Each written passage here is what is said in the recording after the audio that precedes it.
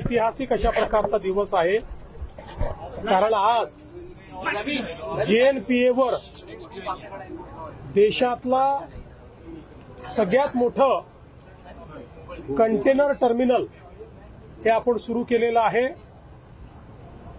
जवळपास 4.8 million TEU एवढी capacity असलेलं हे टर्मिनल देशातलं सगळ्यात मोठं टर्मिनल आहे आणि हे टर्मिनल सुरू झाल्यामुळे आता देशातली सगळ्यात मोठी कॅपॅसिटी ही महाराष्ट्रामध्ये तयार झालेली आहे आणि आता महाराष्ट्राने देशातल्या सगळ्या राज्यांना मागे टाकलेलं आहे।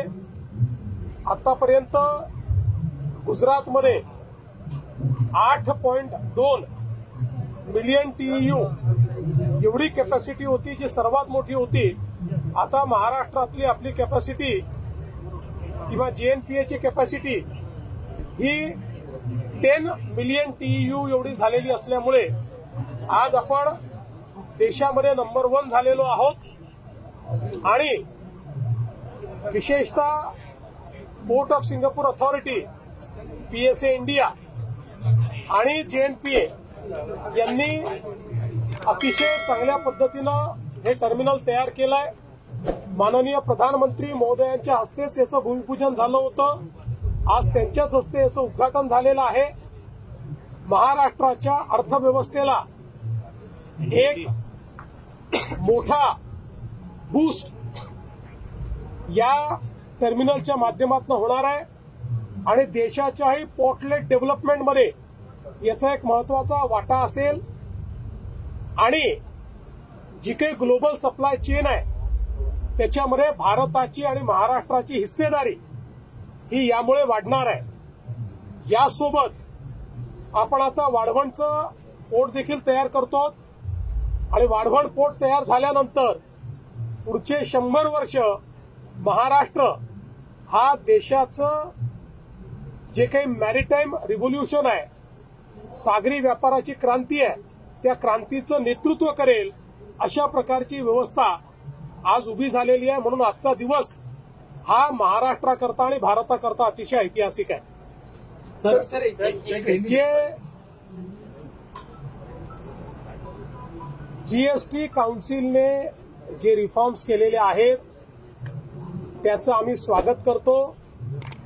देशाचे प्रधानमंत्री नरेंद्र मोदीजी यांच्या दूरदृष्टीने वन नेशन वन टॅक्सच्या रूपानं GST सुरू झाला। GST सुरू झाल्यापासून देशामध्ये GSTचा लीडर महाराष्ट्र राहिलेला आहे। महाराष्ट्र सर्वात जास्त GSTत कॉन्ट्रीब्यूट करतो आहे। महाराष्ट्राने जबरदस्त GSTचा ग्रोथ रेट राखलेला आहे।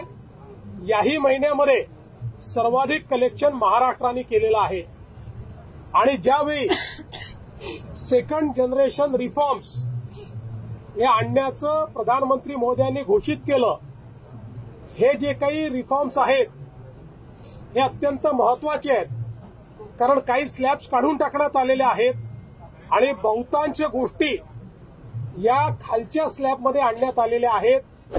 म्हणजे एक प्रकारे लोकांवरचं GSTचं बर्डन हे कमी करण्याचं काम हे मोदीजींनी केलं आहे।